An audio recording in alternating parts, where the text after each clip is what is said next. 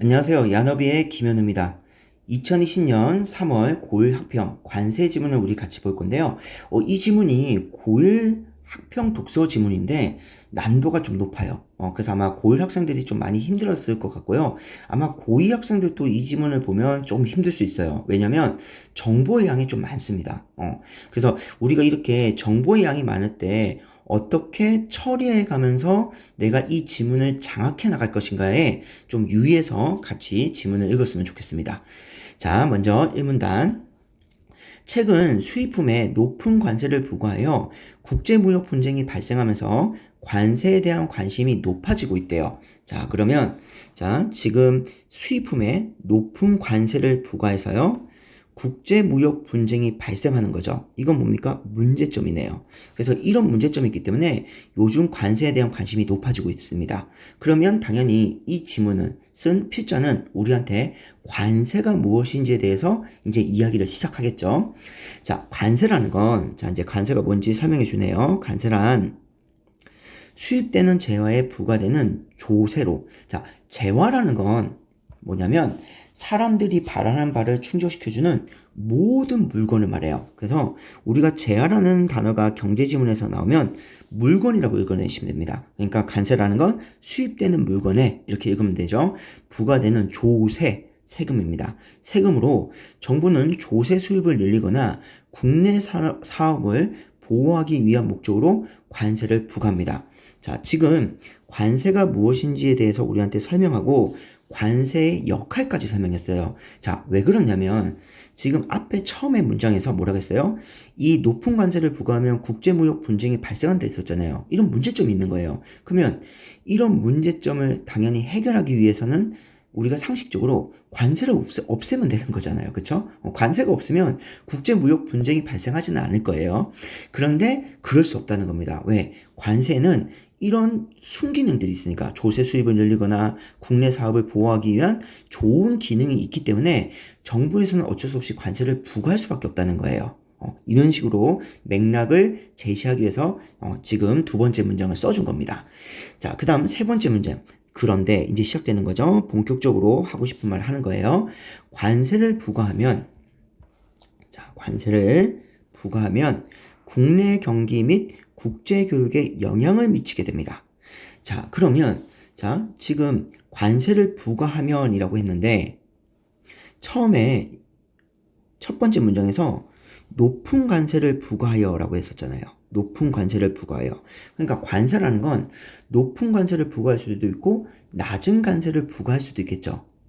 자, 두 가지가 있을 겁니다. 그 중에서 높은 관세를 부과하면 이런 국제무역 분쟁이라는 문제점이 발생하는 거예요. 그래서 우리한테 일단 지금 관세를 부과하면 국내 경기 및 국제교육에 영향을 미친다는 것에 대해서 이제 이야기를 시작하겠죠. 그래서 지금 요 문장이 이 지문의 화제가 될 겁니다. 논점이 될 거예요. 그러면 우리는 글을 읽을 때 관세가 어떻게 국내 경기 및 국제 교육에 영향을 미치는가 거기에 집중해서 글을 읽어야겠네요. 자, 이제 두 번째 문단을 가볼게요. 관세가 국내 경기에 미치는 영향을 살펴보기 위해서 관세가 국내 경기에 미치는 영향을 살펴보기 위해서는 목적이죠. A 하기 위해 B 한다. 목적. 그런데 여기서 국내 경기라고 했어요. 지금 우리 화제에서는 국내 경기 및 국제 교역에 영향을 미친다. 그러니까 두 가지에 영향을 미친다고 제시했는데 그 중에서 하나를 끌고 내려왔어요. 그렇죠? 그러면 일단 두 가지 케이스가 있을 거예요. 지금 국내 경기 및 국제 교육에 영향을 미친다고 먼저 제시하고 이 지문은 국내 경기에만 초점해서 글을 쫙 내려갈 수 있고 아니면 두 번째 언급 순서가 제시 순서니까 국내 경기에 관세가 영향을 미치는 것 설명 먼저 하고 그 설명이 끝나면 관세가 국제교육에 영향을 미치는 것까지 설명하는 그런 케이스가 있을 수 있겠죠. 그리고 아마 이 지문은 후자일 겁니다. 왜냐하면 국제무역 분쟁이라는 문제점을 처음에 제시했기 때문에 그러니까 분명히 이 부분에 대해서 언급이 돼 있을 거예요. 그래서 아마 1번, 2번 이렇게 인덱스를 매겼을 때 자, 1번 얘기로 시작하는구나. 우리가 이렇게 접근하는 게 좋을 것 같아요. 자, 그다음 자, 이런 역량을 살펴보기 위해서 목적 시장에서의 수요 공급 원리를 알아야 된대요. 시장에서의 수요와 공급 원리를 알아야 한다. 그러면 이제 이 원리를 알아야지만 이게 수단이 되겠네요. 우리는 이 목적 관세가 국내 경기에 미치는 영향을 알 수 있겠죠. 그래서 분명히 이 지문은 일단 수요와 공급의 원리를 설명할 거고 그리고 나서 국내 경기에 미치는 영향을 설명할 겁니다. 이렇게 지문이 구조가 되겠죠. 자, 그림은 가격에 따른 수요량과 공급량 변화를 나타내는 그래프다. 자, 먼저 그림을 우리한테 줬어요.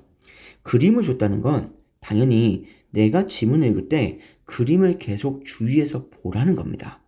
조금 힘들더라도 항상 글을 읽으면서 그림과 관련된 내용이 있을 때는 그림을 보면서 내가 정보를 파악하고 내용을 파악해 나가야 됩니다.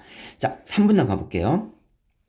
자, 여기서 수요 곡선은 자, 요게 이제 수요 곡선이네요. 자, 수요 곡선은 재화 가격에 따른 수요량 변화를 나타내는데 자, 가격에 따른 그쵸? 지금 가격에 따라 수요량이 바뀌는 겁니다. 지금 여기가 Y축이 가격이고 X축이 수량인데 그쵸? 그런데 이 수량을 우리는 뭐라 한다? 수요량이라고 하는 거죠. 자, 여기가 이제 수요량이 되겠네요. 그래서 가격이 어떻게 올라갈수록 자, 가격이 P2에서 P1으로 올라갈수록 수요량은 어떻게 됩니까? 떨어지죠. 지금 그래프가 요게 수요 곡선이니까요. 그래서 반비례 관계입니다. 자, 그래서 재화 한 단위 추가 소비를 위한 소비자 그리고 죄송합니다. 수요량 변화를 나타내는데 자, 이 수요 곡선 그래프에서 가격이라는 건 재화 한 단위 추가 소비를 위한 소비자 지불 용의 가격을 나타낸대요. 소비자의 지불 용의 가격을 나타낸다. 그럼 제가 요 그래프를요. 지금 이 그림을 한번 나눠 볼게요. 수요 곡선과 공급 곡선으로. 자, 지금 여기 위에는 공급 곡선이죠. 그래서 일부러 제가 한번 나눠 보겠습니다. 자, 수요 곡선. 자, Y축은 가격이에요. 그리고 X축은 수량인데 이걸 수요량이라고 했죠. 수요량. 그리고 가격과 수요량은 반비례 관계. 그리고 이때 가격은 뭐라고 한다? 소비자의 지불용이 가격이란다. 소비자의 지불용이 가격. 그래서 가격을 좀 더 우리한테 구체적으로 제시해 준 거예요. 그냥 가격이 아니라 소비자의 지불용이 가격을 말한다. 자, 그 다음 공급 곡선은 자, 이제 공급 곡선에 대한 이야기네요. 공급 곡선은 재화 가격에 따른 공급량의 변화를 나타내는데 자, 이 가격에 따라서 공급량이 바뀐다는 거죠. 그러면 수요 곡선일 때 수량은 수요량인데 공급 곡선에서의 X축의 수량은 뭐가 되는 거예요? 지금 공급량이 되는 거예요. 이렇게 공급량. 자, 그래서 그래프에서 그러면 이거는 지금 자, 공급 곡선은 요렇게 되는 거죠. 그럼 어떻게 되나요? 가격이 올라갈수록 P2에서 P1으로 올라갈수록 공급량은 어떻게 해요? 증가하겠죠. 왜? 비례니까요. 그죠? 그래프가 비례니까요. 그래서 그래프에서의 가격은 즉 공급 곡선 그래프에서의 가격은 재화 한 단위 추가 생산을 위한 생산자의 판매용이 가격이랍니다. 자, 그러면 요거를 자, 이제 공급 곡선을 요 그림에서 따로 뺏어 볼게요. 공급 곡선. 그러면 Y축이 가격, X축이 공급량, 그쵸? 공급량. 그리고 비례 그래프고요. 그리고 이때 가격을 뭐라고 한다? 우리는 생산자 판매, 생산자의 판매용이 가격이라는 겁니다. 판매용이 가격. 그래서 이 그림은 결국 공급 곡선과 수요 곡선, 즉 두 개의 그래프를 하나의 그래프로 합쳤다라고 생각하시면 좋을 것 같아요. 자, 수요와 공급의 원리에 따르면, 자, 이제 보세요. 보시나요? 수요와 공급의 원리에 따르면. 우리가 두 번째 문제에서 관세가 국내 경기에 미치는 영향을 살펴보기 위해서, 이게 목적이었죠? 먼저 우리는 뭘 알아야 돼요? 수요와 공급의 원리를 알아야 돼요. 그쵸? 근데 바로 수요와 공급의 원리를 설명하지 않고 수요 곡선이 뭔지, 공급 곡선이 뭔지를 먼저 설명했어요. 그럼 여기가 뭡니까? 정보를 나한테 제시한 구간이죠. 정보를 다 제시하고, 자, 난 정보는 이제 다 제시했으니까 본격적으로 수요와 공급의 원리를 이제 이야기할게. 이렇게 들어가는 거죠. 그러면 자, 이제 원리를 우리가 한번 살펴봐야 됩니다. 자, 재화의 균형 가격은, 자, 이제 첫 번째 원리 1번이라고 인덱스 매겨볼게요. 재화의 균형 가격은 수요 곡선과 공급 곡선이 만나는 P0에서 형성된다. 그러면 P0가 여기죠. 그러면 여기에서 무엇이 형성되는 겁니까? 재화의 균형 가격이 형성되는 거네요. 자, 그러면 재화의 균형 가격은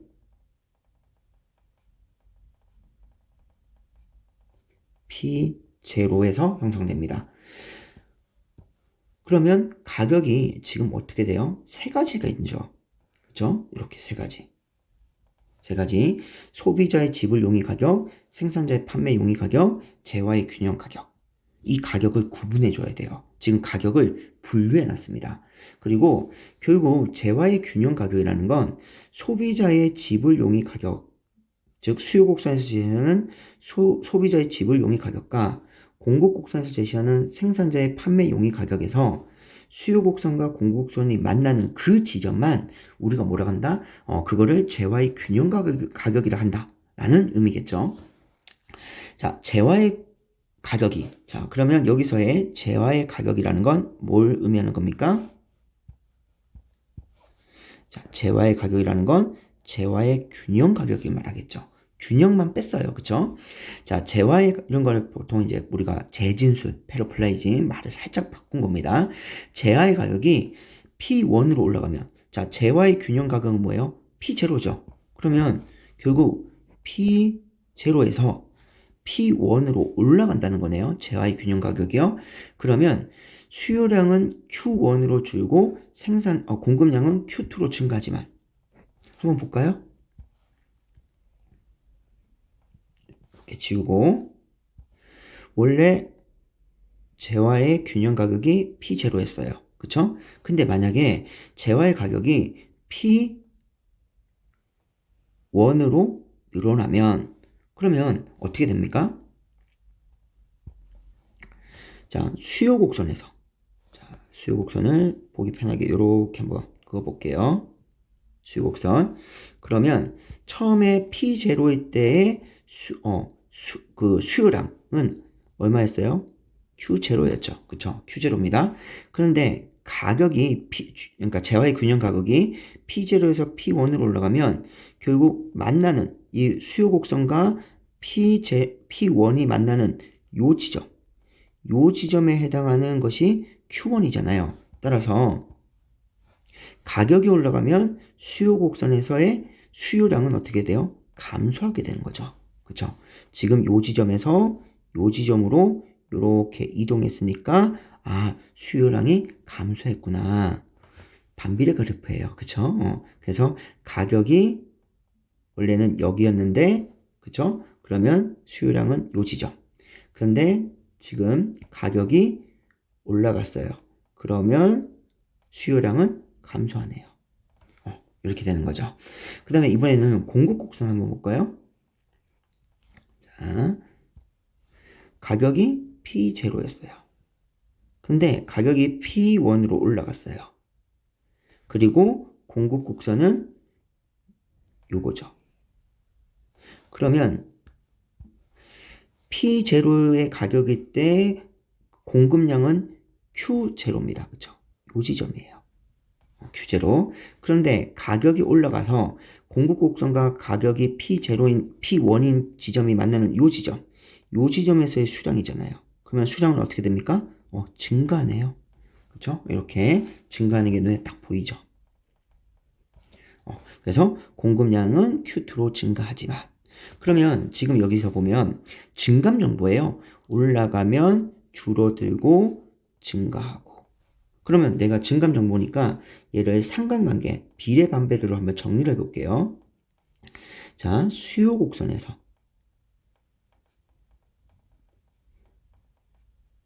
재화의 가격이 이거는 재화의 균형 가격이죠. 재화의 가격이 올라가면 그때 수요량은 어떻게 된다? 감소하게 된다. 그러면 무슨 관계? 반비례 관계. 그쵸? 그 다음에 공급 곡선에서 재화의 가격이 올라가면 그러면 공급량은 Q0에서 Q2로 증가됐죠? 증가합니다. 그러면 무슨 관계? 비례 관계. 그래서 내가 관계식을 잡아줍니다. 그러면 이 부분은 굳이 우리가 납득이 되죠. 그렇죠? 왜냐하면 반대잖아요. 재활 가격이 만약에 이번에는 수요 곡선에서 내려가면 수요량은 증가할 거고 공급 곡선에서 재활 가격이 내려가면 공급량도 내려가겠죠. 그러니까 앞부분 여기서부터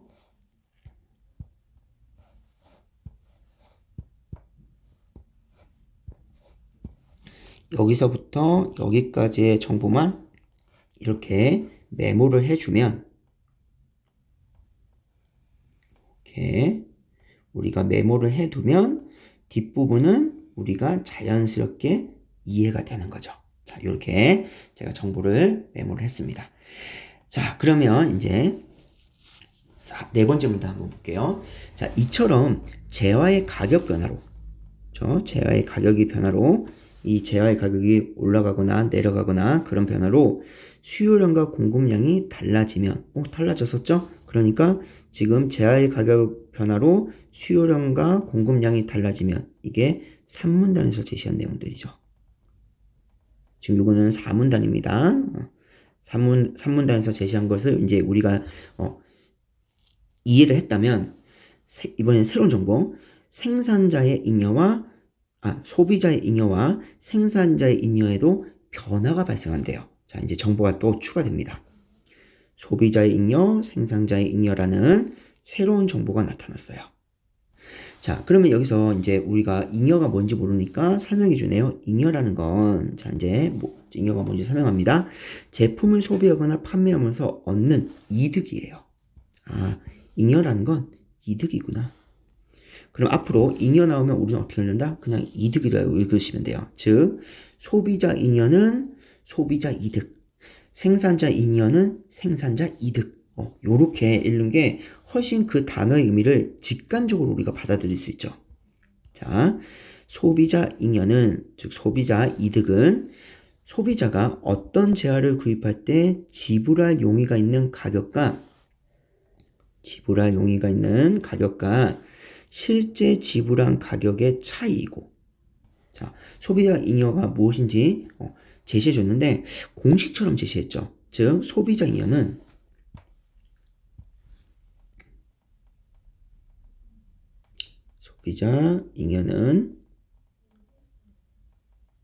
소비자의 지불 용의 가격, 이렇게 간단하게 좀만 적어볼게요. 거기서 실제 가격을 뺀 거예요. 실제 지불 가격.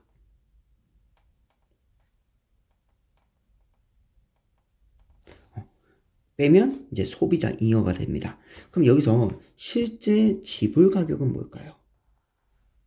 지금 우리가 처음에 가격을요, 3개로 나눴었잖아요. 가격이라는 건 소비자 지불 용의 가격, 그 다음에 생산자 판매 용의 가격, 그리고 마지막으로 재화의 균형 가격. 균형은 또 생략했었었죠. 그죠? 그냥 재화의 가격. 이렇게 가격을 세 개로 분류했었습니다. 그러면 여기가 자 소비자이니까 당연히 우리는 수요 곡선에서 봐야겠죠. 수요 곡선에서 만약에 볼 건데 자 소비자 지불 가격은 그러니까 수요 곡선에서의 그 Y축 가격을 말하는 거예요. 그러면 실제 지분 가격은 뭘까요? 생산자 판매 용의 가격을 알 수 없죠. 그러면 이거는 왜냐면 공급 곡선이니까. 그러면 생산자의 판매 용의 가격 빼고 나머지 가격은 뭐예요? 아, 재화의 균형 가격이네요. 그쵸? 이렇게 말을 바꾸는 겁니다. 지금. 이렇게. 이해되시죠? 자, 이렇게 재화의 균형 가격을 실제 지불 가격이라고 표현했어요. 그래서 여기를 제가 재화의 균형 가격 이렇게 적어 놓을게요. 그래서 우리가 단어를 이렇게 바꿨을 때요. 출제자가 필자가 단어를 패러플레이징해서 재진술해서 바꿨을 때 맥락으로 단어 의미를 딸 줄 알아야 돼요. 그런 것도 좀 연습을 해봐야 됩니다. 그러면 지금 요 부분 있잖아요. 지불할 용의가 있는 가격과 실제 지불한 가격의 차이. 자, 이게 무슨 의미냐면 자, 그래프에서 한번 볼게요. 지금 수요 곡선이 요겁니다. 그렇죠? 우리는 공급 곡선 말고 수요 곡선만 우리 같이 한번 생각해 볼게요. 그러면 지금 가격은 P0에서 형성되어 있죠. 이게 재화의 균형 가격입니다. 그러면 자 소비자가 실제 지불할 가격이 요만큼이에요. 자, 예를 들면 자 만약에 지금 재화의 균형 가격이 1,000원이라고 해볼게요. 자 그러면 지금 소비자가 지불 용의 가격, 소비자의 지불 용의 가격이 만약에 1,100원이라고 한번 해볼까요? 1,100원 이 정도 되겠네요. 1,100원. 자 그러면 가격은 여기죠. 요 지점쯤 되겠죠. 요 지점. 그러면 원래 가격은 지금 1,000원인데 소비자는 1,100원에 살 용의가 있어요. 근데 물건이 1,000원밖에 안 해. 그럼 얼마 이득입니까? 100원 이득이죠. 그렇죠? 만약에 소비자가 볼펜을 2,000원에 살 용의가 있어. 근데 그 볼펜의 가격이 지금 1,000원이에요. 그러면 지금 지불 용의 가격이 2,000원이어서 지금 여기인데 그죠? 요 가격인데 실제 가격은 1,000원이니까 얼마 이득입니까? 1,000원 이득이죠. 내가 볼펜을 2,000원에 사려고 했는데 내가 그 볼펜의 가격표를 봤더니 1,000원밖에 안 해. 그러면 1,000원 개이득 하면서 사겠죠. 그쵸? 자, 이 정도 퀄리티는 2,000원 정도 할 건데 야 1,000원밖에 안 한다고? 야 싸다 하면서 살 겁니다. 결국 지금 요 구간이 있잖아요. 요 구간들. 그쵸? 즉 소비자의 지불 가격과 실제 지불 가격, 즉 재화의 균형 가격, 이게 P0입니다. 왜 뺐을 때 그 나머지가 전부 다 뭐가 된다? 소비자의 잉여, 이득이 된다는 거예요. 그래프, 요 그림 이해되시죠? 그러면 이제 밑으로 가볼게요. 이제 생산자 잉여입니다. 생산자 잉여는 생산자가 어떤 재화를 판매할 때 실제 판매한 가격과 판매할 용의가 있는 가격의 차이예요. 자, 그러면 이것도 정리 한번 해볼게요. 자, 생산자의 잉여라는 건, 생산자의 이득이라는 건 실제 지불 가격에서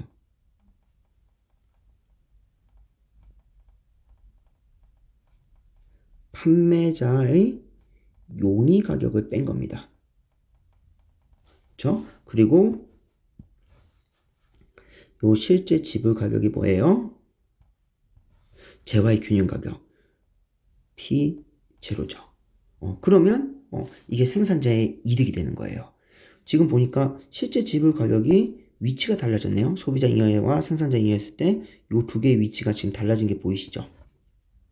그렇죠? 자, 그러면 우리 이것도 똑같이 그래프를 한번 볼게요. 지금 가격이 P0에서 형성되어 있습니다. 자, 이게 실제 재화의 가격이에요. 그리고 공급 곡선은 요거죠. 자, 생산자가 물건을 만들고 이 물건을 판매할 가격을 내가 만약에 900원이라고 셌어요. 자, 900원. 지금 여기를 만약에 실제 가격이 똑같이 1,000원이라면 자, 볼펜의 가격이 1,000원이 형성됐는데, 기업에서 볼펜 하나 만들었을 때, 이 정도 퀄리티면 900원 정도는 받아야지 해서, 지금 판매자 용의 가격이 900원이에요. 그러면 여기서 가격이 형성되겠네요. 이 지점에서. 그런데, 제품을 이렇게 내봤더니, 사람들이 자꾸 많이 사. 그래서, 1,000원으로 해도 괜찮을 것 같아. 그래서 1,000원으로 했더니, 팔려나가. 그래서 1,000원이 실제 가격이 된 거예요. 그러면, 지금 기업 입장에서는 볼펜 하나에 900원에 팔려고 했는데 소비자들은 1,000원에 사주니까 얼마 이득이에요? 100원 이득이죠. 그렇죠? 만약에 지금 그 생산자가 볼펜을 300원에 팔려고 했었어요. 300원에. 그러면 가격이 여기서 형성되겠네요. 그런데 지금 실제 가격은 1,000원이에요. 그러면 얼마 이득입니까? 700원 이득이죠. 그러니까 지금 이 구간들, 그죠? 요 구간들, 이 구간들이 전부 다 뭐가 된다? 생산자의 잉여가 된다. 지금 이 얘기를 하는 겁니다. 그러면 참고로요, 물론 이제 지문에서 언급은 없는데, 왜냐면, 생산자의 잉여라고 했잖아요. 지금 어디를 얘기하고 있냐면, 이득을 얘기하고 있는 겁니다. 둘 다 이득. 그래서 지금 요 부분만 얘기한 건데, 만약에 수요 곡선에서 가격이 1,000원으로 형성되어 있고, 이렇게 1,000원 형성되어 있고, 소비자가 볼펜을 살 때, 그 볼펜의 지불 용의 가격이, 소비자는 얼마라고 생각했냐면, 500원? 그쵸? 500원? 여기 500원. 자, 500원 정도면 내가 이 볼펜 살 거야 라고 생각했어요. 그럼 가격이 여기서 형성되겠네요. 근데 실제 그 볼펜 가격 정찰가를 봤더니 1,000원이에요. 그럼 어떻게 돼요? 500원은 비싸잖아요. 그러면 안 살 수도 있겠지만 만약에 그 소비자가 어쩔 수 없이 그 1,000원 주고 산다면 얼마가 손해입니까? 500원이 손해죠. 요 구간이 손해 구간입니다. 그런데 지금 이 지문에서는 잉여, 이득에 대한 이야기를 하는 거잖아요. 그래서 손해에 대해서는 이야기를 안 하겠다는 거예요. 그래서 지금 그 손해되는 부분, 지금 요 부분 있죠? 요 부분에 대해서는 지금 이 구간에 대해서는 언급을 하지 않는 겁니다. 지금 언급은 딱 요 구간만 얘기하는 거예요. 이렇게 소비자의 잉여, 생산자의 잉여, 요 구간에 대해서만 지금 그래프가 설명하고 있다. 그렇게 참고하시면 좋을 것 같아요. 자, 그러면 이제 밑에 그림에서 수요 곡선과 실제 재화의 가격 차이에 해당하는 가는 소비자 잉여를, 자, 이 그림에서라고 언급했다는 건 우리가 그림을 보라는 거죠. 그죠? 그래서 그림에서 수요 곡선과 실제 가격의 차이에 해당하는 가는, 여기서부터 여기까지가 가를 수식하네요. 이 가는 소비자 잉여. 자, 그러면 다시 요게 가예요. 그죠? 요게 가입니다. 왜 가? 근데 지금 문장이 좀 바뀌었어요. 어떻게 바뀌었냐면 지금 소비자 잉여는요, 지불할 용의가 있는 가격과 실제 지불한 가격의 차이예요. 근데 여기 실제 재화의 가격의 차이, 이게 뭐예요? 실제 지불의 가격의 차이, 요 말이잖아요. 그런데 지금 지불할 용의가 있는 가격이라는 요 구는 뭐라고 돼 있어요? 수요 곡선으로 바꿔놨어요. 그쵸? 그러면 다시 그림에서 다시 한번 볼게요. 자,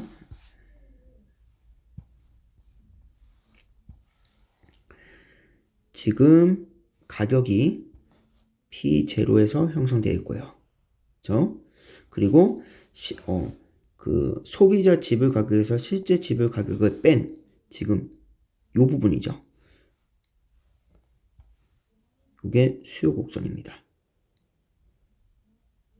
여기까지 수요 곡선. 자, 요게 결국 뭐예요? 지금 파란색이 소비자의 지불 용의 가격이 되는 겁니다. 그래서 지금 요 면적을 얘기하는 거예요. 요 면적. 그러니까 요 면적이 지금 가잖아요. 뒤에 이 면적은 왜 안 보나요?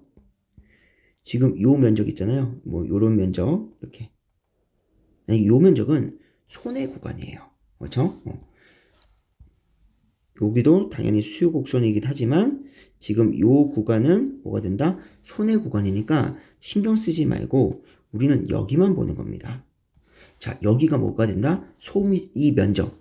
지금 이 삼각형의 즉 가라고 이 가처럼 생긴 요 직각삼각형의 면적이 뭐가 된다? 소비자 잉여가 된다는 거죠. 자, 그 다음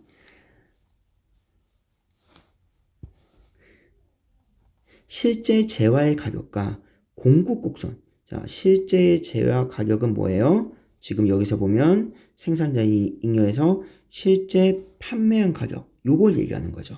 요걸 얘기하는 거고, 그 다음에 공급 곡선. 공급 곡선은 뭐예요?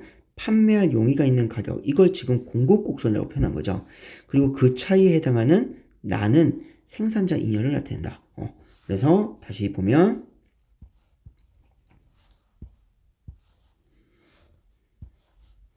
P0에서 가격이 형성되어 있고 요게 공급 곡선, 그쵸? 요게 공급 곡선인데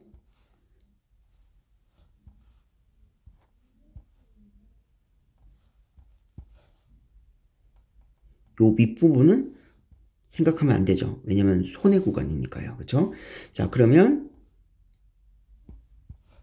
지금 요렇게 생긴 요 면적, 그쵸? 요 면적.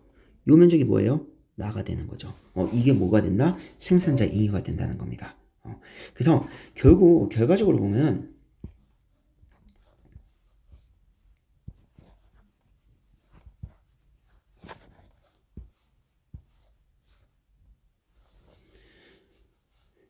여기서부터 여기까지 이야기와 여기를 A라고 해볼게요.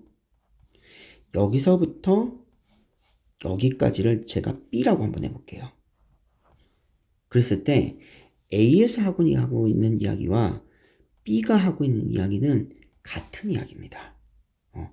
그러니까 별게 아닌 거죠. 그죠? 별게 아닌 건데 이렇게 만약에 그림에서 내가 내용을 장악해내지 못하면 분명히 학생들은 이 B 구간에서 갑자기 왜 수요 곡선이 나오지? 갑자기 왜 공급 곡선이 나오지? 요 A 구간이 잘 이해했다 하더라도 B에서 힘들어질 수가 있어요. 그래서 항상 이게 그림에서처럼 그림을 보라고 했을 때는 항상 우리가 글을 그리면서 그림을 같이 보는 그런 태도가 중요합니다. 자, 그 다음에 이제 밑에 내용 한번 볼게요.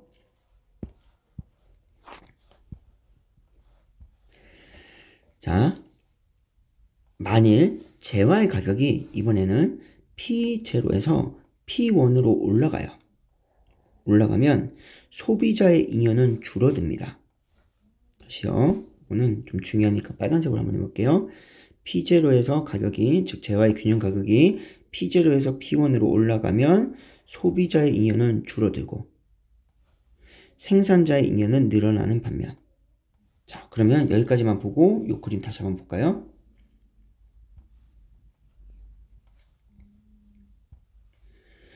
자, 지금 원래 가격은 P0였어요.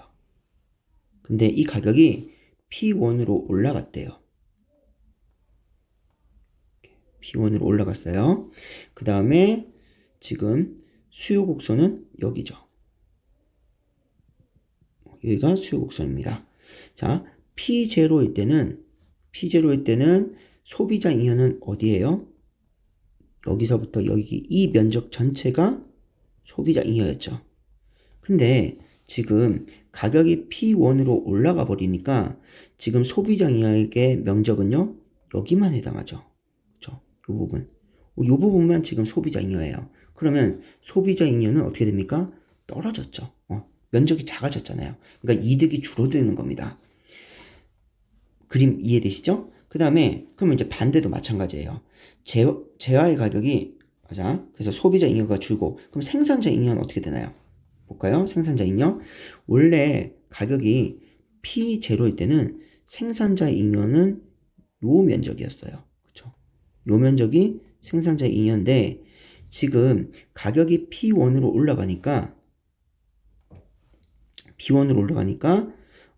지금 요 삼각형, 그쵸? 요 삼각형 전체가 뭐가 된다? 이렇게 하니까 조금 잘 안 보이네요. 끊어서 볼게요. 이렇게 끊으면, 자, 요 구간은, 요 면적은 뭐가 돼요? 바뀐 소비장이요. 줄어든 소비장이어가 되는 거고, 지금 요 면적은 뭐예요? 늘어난 생산자 잉여가 되죠. 그래서, 자, 요 부분을 이제 똑같이 정리하면, 왜냐면 증감 정보니까요. 수요 곡선에서 재화의 가격이 올라가면,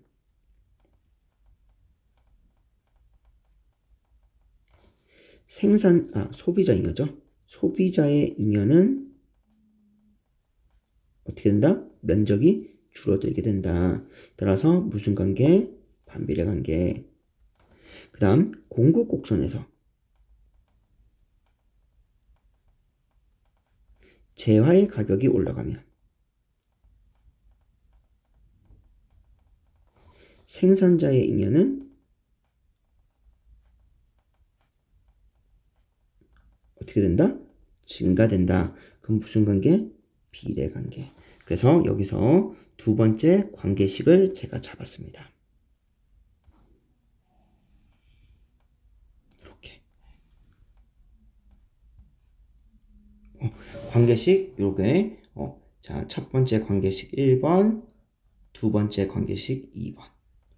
이렇게 관계식을 제가 지금 메모한 거예요. 그러면 요 뒷부분 있죠? 요 뒷부분? 여기는 그냥 이해가 되겠죠? 왜냐면 반대값이니까요. 재화의 가격이 만약에 P2로 내려가면 수요 곡선에서 재화의 가격이 P2로 내려가면 생산자 잉여는 증가하게 될 거고, 공급 곡선에서 재화의 가격이 내려가면 생산자의 잉여는 어떻게 된다? 내려갈 거다. 그죠? 요 지금 증감 정보를 반대로 돌리면 되는 거니까요. 그래서 뒷부분은 좀 쉽게 이해할 수 있습니다. 오문단은요. 자, 읽어보면 아시겠지만 앞에서 잡았던 이 상관관계 1번과 상관관계 2번을 합쳐요. 합치면서 지문을 써 내려갑니다. 이런 특징이 있어요. 같이 볼게요. 자, 이를 바탕으로 관세가 국내 경기에 미치는 영향을 살펴보자. 관세가 국내 경기에 미치는 영향을 살펴보자. 아까 이게 1문단에서 뭐였어요? 목적이었죠. 여기 보면 수요와 공급 원리에 따르면 이게 뭐예요? 수단이었고요. 1문단에서 제시했던 수단 부분이죠. 자, 그러면 이제 수요와 공급의 원리를 다 설명했어요. 그러니까 이제 무슨 얘기하겠다는 거예요? 목적 얘기하겠다는 거죠. 관세가 국내 경기에 미치는 영향. 관세가 국내 경기에 미치는 영향. 이제 이 원리를 설명했으니 이제 요렇게 설명이 이어지는 거죠. 자, 밀가루 수입 전에 형성된 K국의 밀가루 가격이 500원, 1kg당 500원이었고 국제시장에서 형성된 밀가루 가격이 1kg당 300원이라고 우리 한번 가정해보자. 그러면 K국의 밀가루가 비싸네요. 그쵸? 국제시장 수입하는 그런 밀가루보다는 이 K국의 K국 국내라고 한번 해볼게요. 이 국내의 밀가루가 훨씬 비싸네요. K국이 자유무역을 통해 관세 없이, 자, 이런 부분에도 민감하게 반응하셔야 돼요. 왜냐면 지금 우리 이 질문은요, 관세 부과에 대한 이야기잖아요. 그쵸? 관세 부과. 높은 관세 부과. 관세 부과에 대한 이야기입니다. 근데 얘는 관세가 없대요. 이 문단에서. 그러면 이 5문단은 뭐예요? 정보죠. 일단 관세가 없을 때, 없을 때 제품의 가격이 지금까지 나왔던 내용은 수요량이라든가 공급량이라든가 아니면 생산량이요, 소비량이요, 이게 어떻게 바뀌는지를 먼저 기본적인 베이스를 먼저 깔아주고, 그리고 나서 관세 부과했을 때 어떤 변화가 생기는가, 그렇게 지문이 구성됩니다. 즉 5문단은 관세가 없는 거고요. 여기 6문단이잖아요. 6문단은 여기 관세를 부과할 경우, 그렇죠?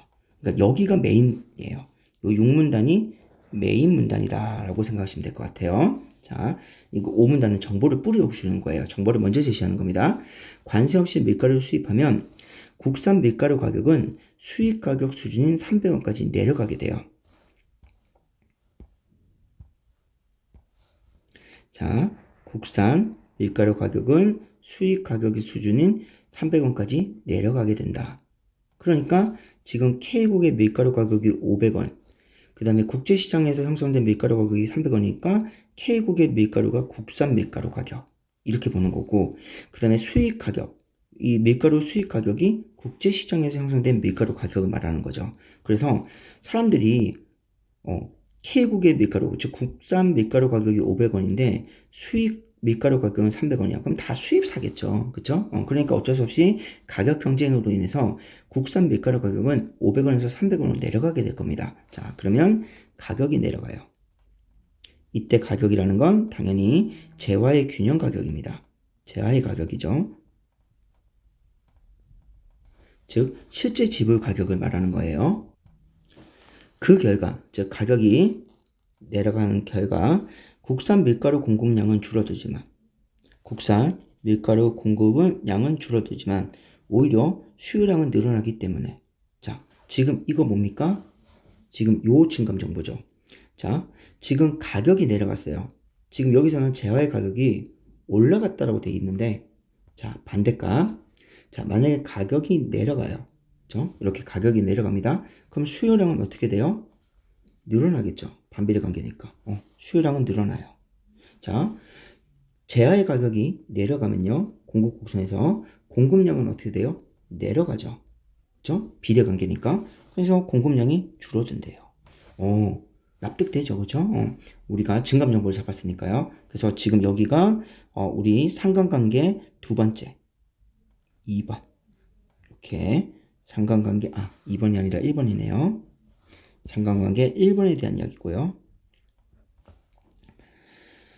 자, 늘어나기 때문에 국내 수요량에서 국내 공급량을 뺀 나머지 부분만큼 밀가루를 수입하게 된대요. 국내 수요량에서 국내 공급량을 뺀 나머지 부분만큼 밀가루를 수입하게 된다. 자, 요 문장이 굉장히 중요한데, 자, 요 부분은 위에서 그림을 우리가 봐주는 게 좋을 것 같아요. 자, 지금 원래 가격이 국내산 밀가루 가격이 500원이었어요. 근데 결국 수입 밀가루가 300원이니까 국내산 가격도 내려갔죠. 300원까지. 자, 가격이 이렇게 내려갔습니다. 이렇게 내려갔다고 볼게요. 여기가 500원, 이렇게 300원. 그래서 국내 가격이 내려갔어요. 자, 그러면 지금 수요 곡선에서 수요량은 어디예요? 요 지점이죠. 그렇죠? 요 지점. 그 다음에 공급 곡선에서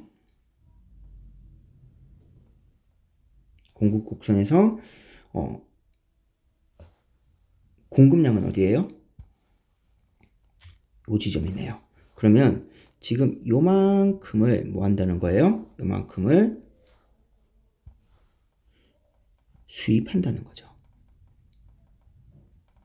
밀가루를 요만큼 요만큼을 지금 수입한다는 겁니다. 다시 한번 해볼게요. 국내 수요량에서 국내 공급량 보이시죠? 국내 수요량에서 국내 공급량을 뺀 나머지 부분, 국내 수요량에서 국내 공급량을 뺀 나머지 부분, 요만큼을 뭐한다? 수입한다. 자, 수입하게 된다. 지금 요 문장이요. 뒤에 보면 요 문제와 관련되어 있어요. 그래서 굉장히 중요한 문장입니다. 자, 밀가루 수입으로 국산 밀가루 가격이 하락하면, 자, 그래서 밀가루 수입으로 이제 국산 밀가루 가격이 하락했어요. 하락하면 결과적으로 생산자의 잉여는 감소하지만 소비자 잉여는 증가하게 된다. 자, 지금 가격이요. 국내 수요량 국산 밀가루 가격이 하락해요. 우리가 두 번째에서는 여기 정리했을 때는 재화의 가격이 올라가는 걸로 봤지만, 자, 만약에 가격이 내려가면 소비자 잉여는 어떻게 돼요? 반비례 관계니까 증가하겠죠. 증가하네요. 그 다음 공급 곡선에서 재화 가격이 내려가면요, 비례 관계니까 생산자 잉여도 내려가겠죠. 그래서 감소한다고요. 그러면 여기는 뭐예요? 우리가 메모해놨던 상관관계 두 번째와 관련된 거죠. 그래서 지금 우리가 정리했던 상관관계 1번과 상관관계 2번이 지금 몇 문단? 5문단에서 합쳐서 제시하는 겁니다. 이렇게 합쳐주는 거예요. 나열한 다음에 그 다음에 연결시켜주는 거죠. 자, 증가한 소비자 잉여가 감소한 소비자 잉여보다 크기 때문에 생산자의 잉여와 생산자의 잉여의 총합인 사회적 잉여는, 자, 사회적 잉여라는 단어가 처음 나왔는데 사회적 잉여라는 건 소비자의 잉여와 생산자의 잉여의 총합입니다. 그게 사회적 잉여예요. 그것이 밀가루를 수입하기 전보다 커지게 된대요. 자, 그러면 여기는 제가 메모를 한번 해볼게요. 자, 증가한 소비자 잉여가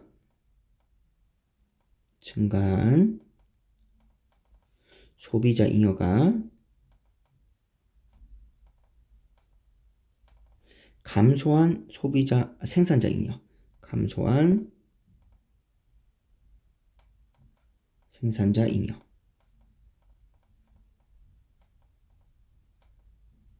보다 어떻다고요? 얘가 크대요. 그죠? 지금 요 값이 요거 값이고요. 증가한 소비자 잉여. 지금 요 값이 감소한 생산자 잉여죠. 근데 요 값이 지금 요 값이 요 값보다 어떻다? 크대요. 이게 원인.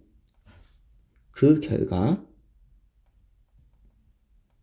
이 결과 어떻게 된다고요? 사회적 잉여는 밀가루 수입하기 전보다 커진대요. 즉 사회적 잉여는 커진다.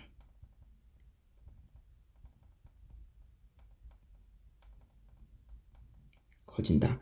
근데 사회적 잉여라는 건 뭐예요? 지금 소비자 잉여와 생산자 잉여를 합친 겁니다. 생산자 잉여를 합친 게 사회적 잉여죠. 자, 그림으로 한번 볼까요? 물론 문제 풀 때는 이렇게 그냥 정리하고 풀면 될 것 같긴 한데 그래도 여러분들 이해를 돕기 위해서 제가 그림을 한번 비교 한번 해볼게요.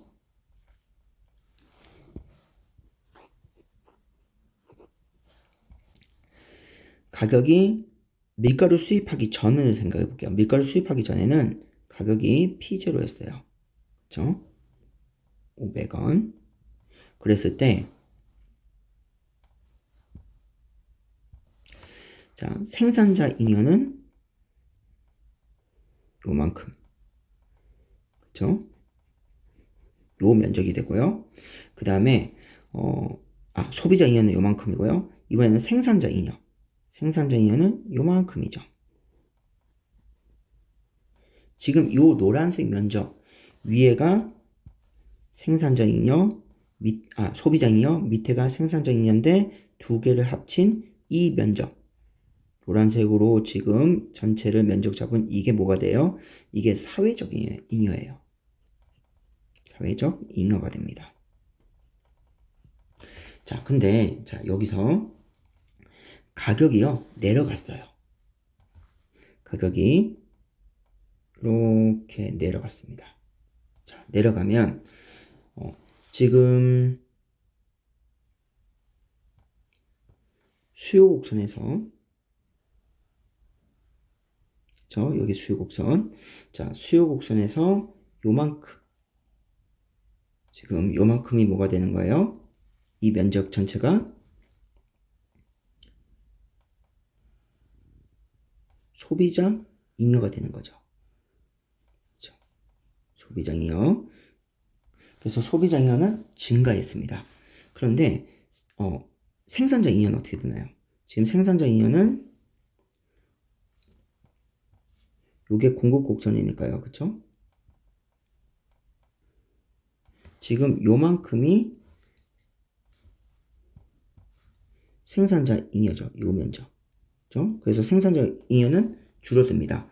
근데 그러면 지금 요 전체 면적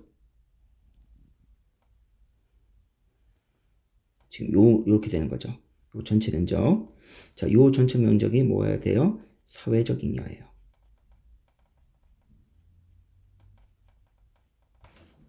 어떤가요? 밀가루를 수입하기 전 사회적 잉여의 면적은 요만큼인데 가격이 내려갔어요. 밀가루를 수입해서 결국 가격이 내려갔어요. 그랬을 때 사회적 잉여의 면적은 밀가루를 수입하기 전보다 훨씬 더 커지죠. 그렇죠? 면적 비교 한번 해보세요. 이 오른쪽이 훨씬 더 크죠? 지금 그 얘기를 이렇게 얘기하고 있네요. 사회적 잉여는 밀가루를 수입하기 전에 비해서 커지게 된다. 그래서 요즘은 이 위에서 제시한 그림을 계속 이용해야 돼요. 계속 이용하면서 우리가 문제 접근해 나가야 됩니다. 자, 그러면 이제 6문단 볼게요. 그런데 K국이 밀가루 수입에 이제 100원의 관세를 부과했어요. 그러면 이제 수입 밀가루가 300원에서 400원으로 비싸지네요. 그러면 수입 밀가루의 국내 판매 가격은 당연히 얼마가 된다? 400원이 되겠죠. 처음에 관세가 없을 때는 국내산 밀가루는 500원, 그 다음에 수입산 밀가루는 300원. 그래서 그 수입산 밀가루 300원 때문에 국내산 가격이 500원에서 300원이 내려갔는데 이제 관세를 100원을 부과하면 수입품의 관세를 수입 밀가루에 지금 100원의 관세를 부과하면 국산 밀가루가 500원인데 수입산 밀가루가 400원이니까 국산 밀가루도 400원으로 내려가겠죠. 그럼 이제 100원 기존에 관세 부과할 때보다 100원 더 받을 수 있겠네요. 자, 그렇게 되면 국산 밀가루 생산자는 관세 부과 전보다 100원에 오른 가격에 밀가루를 판매할 수 있으므로 원인. 그죠? C 원인. 국산 밀가루의 공급량이 늘어. 자, 가격이 올라가면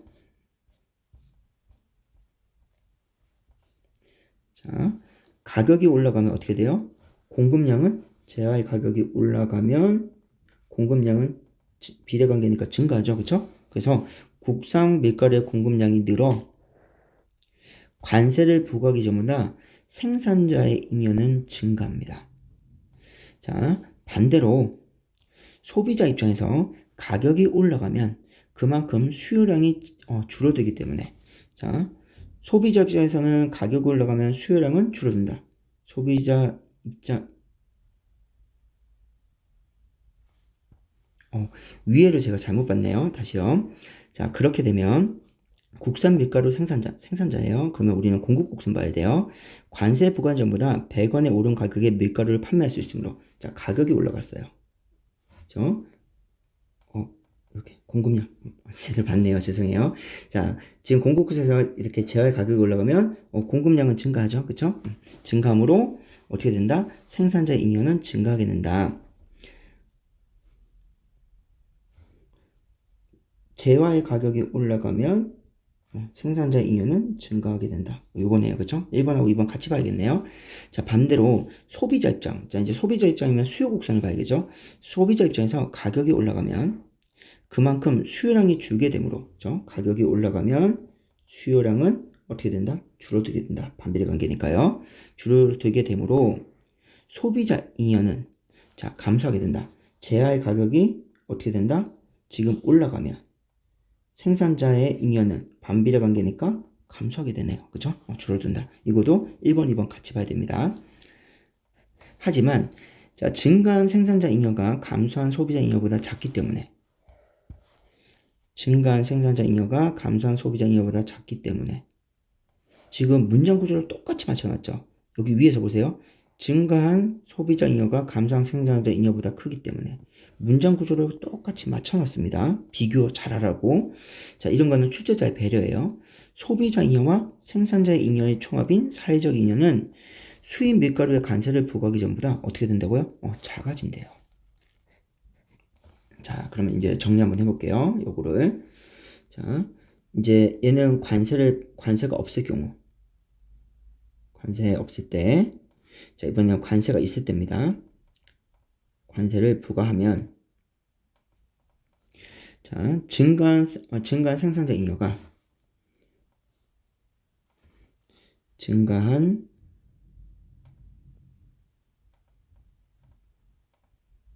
생산자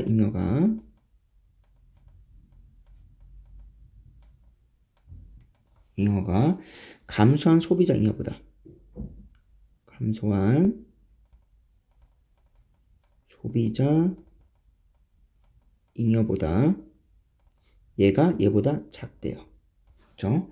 작기 때문에 자 생산자 잉여가 감소한 소비자 잉여보다 작기 때문에 소비자 잉여와 생산자 잉여의 총합인 사회적 잉여는 어떻게 된다? 작아진다. 사회적 잉여는 줄어들게 된다. 원인 결과입니다. 자, 그래서 지금 보니까 결과값이 어떻게 됐어요? 관세를 부과하기 전, 관세를 부과한 후 비교해보면 사회적 잉여의 값이 달라지죠. 그렇죠? 자, 사회적 잉여가 관련된 부분이 달라집니다. 자, 이때는 관세가 없을 때는 사회적 잉여가 증가했는데 관세가 부과되면 사회적 잉여는 줄어든대요. 자, 그러면 우리 그림에서 지금 요 면적이 관세를 부과하기 전 사회적 잉여였잖아요. 관세 부과 전. 관세를 부과하지 않았습니다. 그렇죠? 자, 그러면 요 그림에서 자, 관세를 부과한 걸로 한번 볼게요. 자, 관세를 부과한 걸로 보면 지금 여기서가 300원이었죠. 300원으로 가격이 내려갔었어요. 관세가 없을 때는 수입 밀가루가 300원이었으니까. 근데 관세가 부과되면 수입 밀가루가 400원이니까 국내산 가격도 400원으로 내려가죠. 그러니까 가격은 여기서 형성될 겁니다. 보시죠. 여기가 400원이에요. 그러니까 제가 인위적으로 P2를 300원 잡고 P1과 P2 그 사이를 400원을 잡은 거예요. 자, 그랬을 때 소비자 잉여는 여기 수요 곡선이 요만큼이니까요.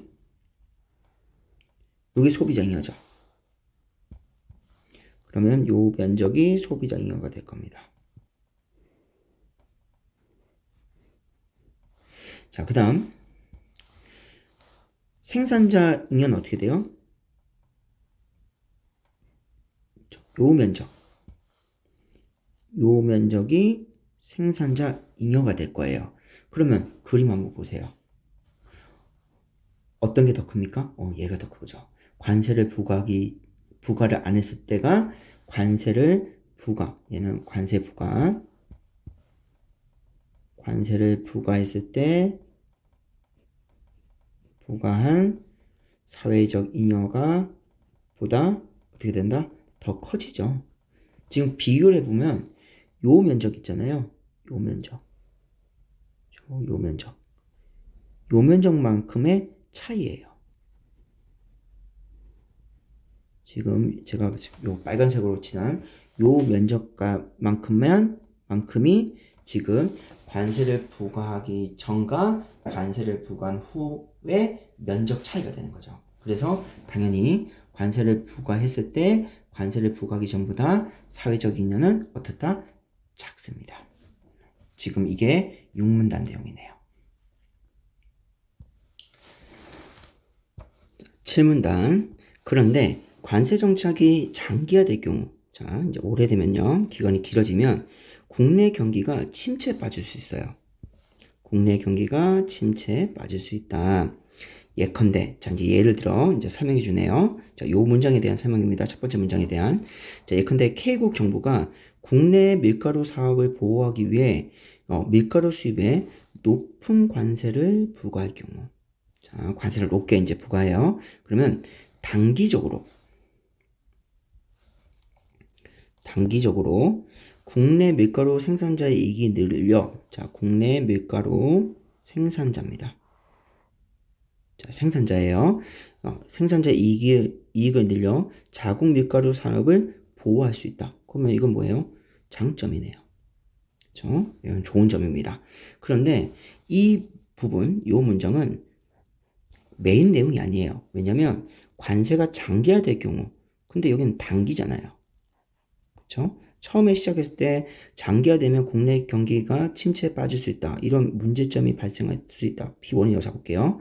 자, 이런 문제점이 빠질 수 있는데 지금 단기를 설명하는 거죠. 단기는요, 이런 좋은 점이 있어요. 누구 입장에서요? 생산자 입장에서. 하지만, 자, 이제 본격적으로 하고 싶은 말 하는 겁니다. 하지만, 높은 관세로, 관세가 높아지면요, 높은 관세로 높은 관세로 똑같네요. 높은 관세로 국내 밀가루 가격이 상승하면 밀가루 원료로 하는 제품 가격이 줄줄이 상승하게 되어 결국 자, 국내 소비자들이에요. 국내 밀가루 생산자, 국내 소비자 다르죠, 그렇죠? 자, 서술 대상이 지금 달라요. 국내 소비자들은 밀가루를 이용하여 만든 제품들의 소비를 줄이게 돼요. 자, 이러한 과정이 장기화될 경우, 장기화되면 K국의 경기는 결국 침체에 빠질 수 있어요. 이게 무슨 얘기예요? 국내 경기가 침체된다는 거죠. 자, 이렇게 정리를 해주면서 앞에 예를 주면서 처음에 나왔던 7문단 첫 번째에 나왔던 그 문장을 한 번 더 얘기해 준 겁니다. 자, 실제로 1930년대 국내 산업을 보호할 목적으로 시행된 각국의 관세 정책으로 인해 오히려 경제 대공황이 심화된 사례가 이를 잘 보여준다. 이때 경기 대공황이 뭐예요? 경기 침체를 말하는 거죠. 여기서 말하는 경기 침체가 경기 대공황입니다. 즉, 이 디플레이션이 된다는 거예요. 자, 디플레이션, 경기 대공황. 자, 이제 8번째 문단. 이렇게 볼 때 국내 사업을 보호할 목적으로 부과된 관세는 사회적 잉여를 감소시키고 요거 뭐예요? 1번이라고 할게요. 그리고 얘는 6문단 내용이죠.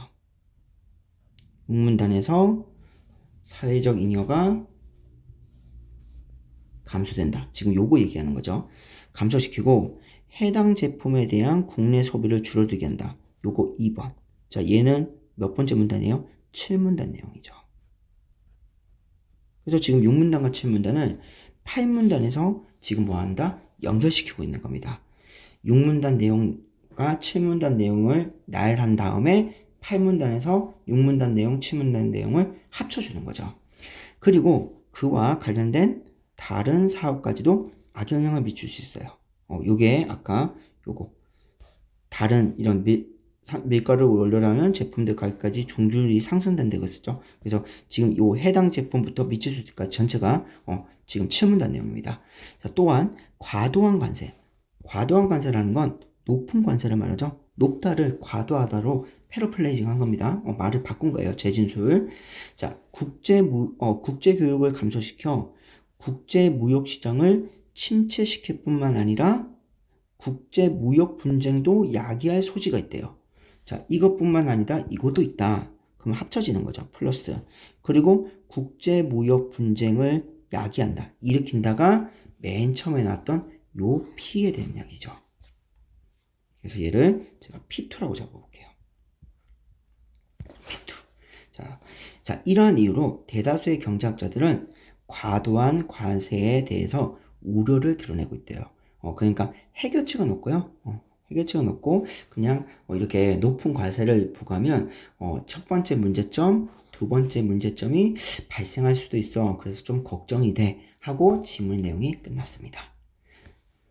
자, 어떤가요? 정보가 좀 많죠, 그죠? 정보도 많고 계속해서 우리가 그림을 비교해가면서 우리가 봐야 된다는 좀 문제점이 있었어요. 이 지문이. 그래서 고등학교 1학년들이 풀기에는 조금 어려웠던 지문이 아닌가 싶습니다. 자, 그러면 우리 관련된 문제 한번 풀어볼게요. 38번. 윗글에 대한 설명으로 가장 적절한 것은 자, 정답이 5번입니다. 자, 왜 그러냐면 원리를 설명한 후 그렇죠. 우리 여기 보면 수요와 공급의 원리를 알아야 한다 해서 원리를 설명해 줬잖아요. 그러고 나서 무슨 얘기 했습니까? 국내 경기에 미치는 영향에 대해서 이야기를 했었죠. 그쵸? 그 국내 경기에 미치는 영향을 무엇으로 이렇게 지금 보면 여기도 사례고, 그쵸? 밀가루 가격 500원, 여기도 사례고, K국이 수입 밀가루 100원의 관세를 부과할 경우, 여기도 사례입니다. 이렇게 사례를 제시해서 우리의 이해를 돕고 있죠? 그래서 38번이 정답 5번. 39번. 윗글에 대한 이해로 적절하지 않은 것을 골라라. 자, 소비자의 지불 용의 가격은 균형 가격보다 항상 높대요. 항상. 꼭 이게 항상 높아야 되나요? 아니죠. 왜냐면, 지금 요거, 다시 여기 보면, 자, 지금 재화의 균형 가격이 P0일 때 수요 곡선과 공급 곡선이 만나서 지금 요 가격이 형성된 거잖아요. 그러면 요때 지금 여기가 재화의 균형 가격이면서 동시에 수요 곡선을 가지고 얘기한다면 여기서부터 여기까지 전체의 Y축이 뭐가 됩니까? 지금 그 소비자의 지불용이 가격이 되죠. 그렇죠? 지금 수요 곡선에서 가격 전체가 소비자의 지불용이 가격인데 거기서 공급 곡선과 수요 곡선이 만나는 그 지점이 재화의 균형 가격이 됐어요. 그렇죠? 따라서 항상 높다. 잘못했죠. 같을 수 있습니다. 그렇죠? 같을 수 있고 잉여니까 우리가 요 구간을 봤지만 만약에 잉여가 아니면 요 구간일 거예요. 그렇죠? 요 구간일 때는 어떻게 됩니까? 소비자의 특히 요 부분 요 부분에서 요 부분이 아니라 요 부분이네요. 잠시만요. 지금 여기가 수요 곡선으로 잡았을 때 지금 가격이 만약에 여기에서 설정되면 그쵸? 지불용이 가격이 소비자 지불용이 가격이 균형 가격은 여기고 소비자의 지불용이 가격이 여기일 때는 손해가 발생하죠. 그렇죠? 그러니까 낮을 수도 있습니다. 우리가 소비자 잉여, 이득 때문에 우리가 높은 경우만 봤지만 당연히 낮을 수도 있어요. 그래서 같을 수도 있고 낮을 수도 있기 때문에 항상 높다. 잘못됐네요. 자, 그러면 2번하고 2번부터 5번까지는 다 적절한 선지죠? 자, 균형 가격에서 재화의 수요량과 공급량이 동일하다. 그래서 재화의 수요량과 공급량이 동일한 이 지점이 균형 가격이 됐죠. 그렇죠? 그래서 적절한 선지. 자, 원료의 가격은 이에 기반한 제품의 가격에 영향을 미친다. 어디 있었냐면 요 내용이 요 부분이죠. 그렇죠? 국내 소비자들은 밀가루를 이용하여 만든 제품들의 소비를 줄이게 된다. 요 부분에서 우리가 3번이 적절하다는 거 확인할 수 있습니다. 4번 관세는 국가 간의 무역 분쟁의 원인으로 작용하기도 한다. 맨 처음에 그렇죠? 맨 처음에 요 문제점 요거에 대한 선지네요. 그래서 적절한 선지고요. 자, 5번 대다수의 경제학자들은 과도한 관세에 대해 부정적인 입장을 취한다. 여기 있네요. 그렇죠? 대다수의 경제학자들은 과도한 관세에 대한 우려를 드러내고 있다. 자, 우려가 당연히 부정적 입장이죠. 그래서 39번에 정답 1번인 거 우리 확인했습니다. 자, 40번. 자, 기억이에요. 자, 지금 기억이 자, 요 부분이네요. 자, 관세는 사회적 인연을 감소시키고, 근데 지금 요 구간이, 관세가 부과된 상태예요. 그쵸? 관세가 부과됐을 때, 사회적 인연은 어떻게 된다고요? 감소되죠. 언제에 비해서, 이렇게, 그, 관세가 부과되기 전에, 그쵸? 여기 보면, 관세가 된 경우고 여기네요. 그쵸? 여기 관세가 부과되지 않았을 경우 관세 없이 요 구간보다 사회적 인연은 어떻게 된다? 지금 감소된다. 그쵸? 그럼 그 이유는 뭐 때문에 그래요? 지금 관세가 부과될 경우 여기를 보면 증가한 생산자의 잉여가 감소한 소비자 잉여보다 작기 때문에 그쵸? 작기 때문에 사회적 잉여는 관세가 부과되기 전에 비해서 어떻게 된다? 작아집니다. 따라서 여기가 결과 2, 그 다음에 때문에가 원인. 그래서 증가한 생산자 잉여가 감소한 소비자 잉여보다 어떻다? 작다. 그러면 이거와 관련된 선지 몇 번입니까? 2번이네요. 그렇죠? 소비자 잉여의 감소분이 소비자 잉여의 감소분이 생산자 잉여의 증가분보다 증가한 생산자 잉여보다 어떻다? 얘가 크죠. 그죠? 지금? 얘가 크다. 따라서 2번이 적절한 선지. 답은 바로 쉽게 나오죠. 그죠?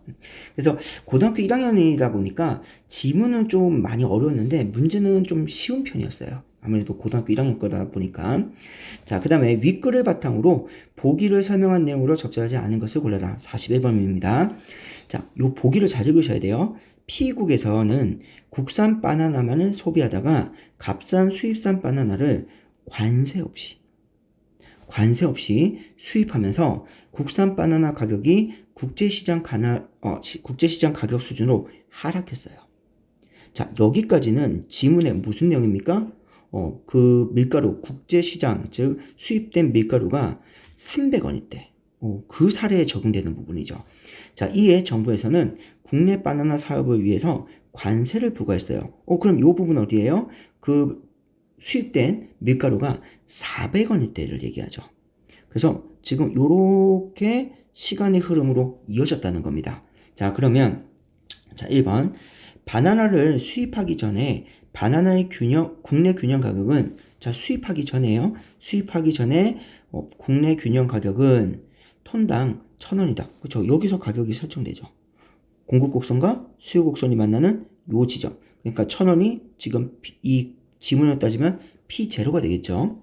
자, 2번. 관세를 부과하기 이전에 수입되는 바나나의 수량이 200톤이었다. 자, 관세가 부과되기 전이에요. 그러면 우리 관세가 부과되기 전에 여기였잖아요. 관세 없이. 자, 여기서 어떤 정보를 우리가 찾았었냐면, 자, 국내 수요량에서 국내 공급량을 뺀 나머지 부분만큼 밀가루를 수입하게 된다. 요 문장. 그래서 요거 설명할 때 제가 가격이 이렇게 내려가게 되면, 그쵸? 이렇게 내려가면 지금 수요 곡선에서 만나는 이 지점이 수요량이 되고, 공급 곡선에서 만나는 요 지점이 뭐가 된다? 공급량이 된다. 그래서 여기서부터 여기까지의 차이, 여기가 뭐다? 밀가루 수입량이다. 요거 얘기였죠. 그쵸? 지금 요 문장이 지금 제가 설명한 그 부분입니다. 그러면 정확하게 똑같이 대응시켜 보세요. 그러면 지금 관세가 부과되기 전이에요. 여기가 관세가 부과되기 전에 국내 가격입니다. 500원이죠. 자, 그러면 지금 수요 곡선과 만나는 요 지점. 그래서 250톤. 그 다음에 공급 곡선과 만나는 요 지점 50톤. 여기서부터 여기까지를 뭐 하는 거예요? 수입하는 거잖아요. 그죠? 요 문장이랑 그대로 대응시키면 됩니다. 그럼 250에서 50을 빼면 되네요. 200톤이다. 적절하죠. 자, 3번. 관세를 부과하기 이전이에요. 자, 관세를 부과하기 이전과 그 다음에 이후의 가격을 비교해보면 톤당 200원만큼의 관세가 부과되었다. 자, 관세가 부과되기 이전. 관세가 부과되기 이전에 국내 가격은 얼마예요? 지금 500원이죠. 그 다음 관세가 부과된 후의 가격은 얼마예요? 700원이에요. 그러면 차이는 얼마예요? 200원이죠. 적절한 선지네요. 자, 그 다음에 4번. 관세를 부과한 결과 국내 생산자는 바나나 공급량을 50톤에서 100톤으로 늘리게 된다. 자, 그러면 이거는 2번 선지랑 똑같은 겁니다. 자, 이번에는 자, 관세가 부과된 결과예요. 그때 관세가 부과된 후 국내 가격은 700원이죠. 그렇죠? 700원입니다. 자, 이때 수요 곡선과 만나는 요 지점. 요게 수요량. 공급 곡선과 만나는 요 지점.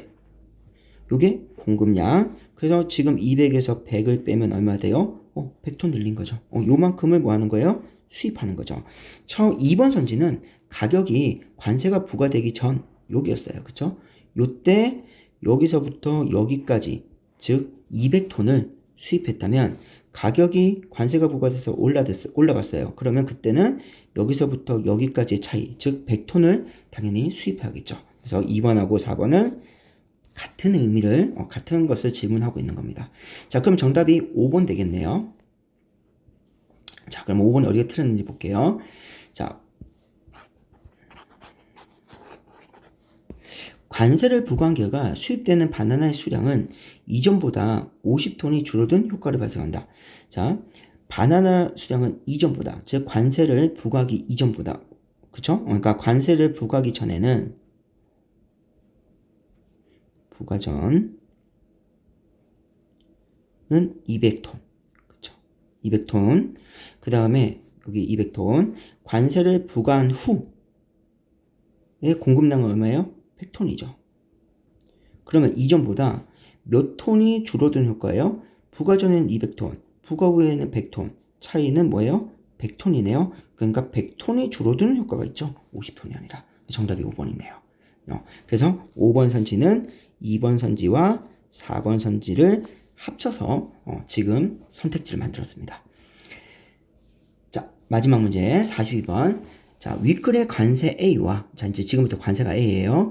보기에 수입 할당제 B에 대해서 이해한 내용으로 적절하지 않은 것을 골라라.